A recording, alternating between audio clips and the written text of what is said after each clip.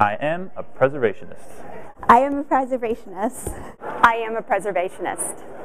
I'm interested in preservation for the documentation associated with the buildings and the buildings themselves and the relationship between the two, and making those documents available to the public and to researchers interested in their histories.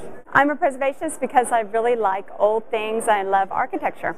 I'm a preservationist because we learn from our past, and it's the past that educates the future generation about the changes that have happened over the years and what could potentially happen in the future.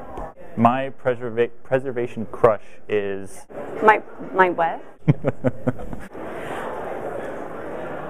My preservation crush is the little old train stations in small towns when you're driving along a rural road and you see the little station sitting there that the trains don't go to anymore, but they're still really well known in their communities. I guess my preservation crush is when I do research and I find out something I didn't know before.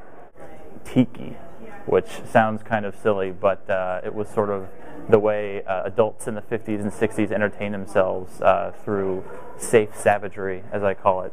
But tiki bars are my preservation.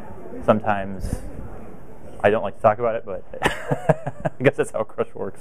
To be a preservationist means to be a steward of what's already built, and to realize that new construction isn't always the answer, but to utilize what we have and appreciate what's already in existence. It means going against the grain. It's walking the walk. I actually live in a historic home, and I did the full rehab, took advantage of rehabilitation tax, so I'm the poster child. I live it, I love it, and but it's not for everybody.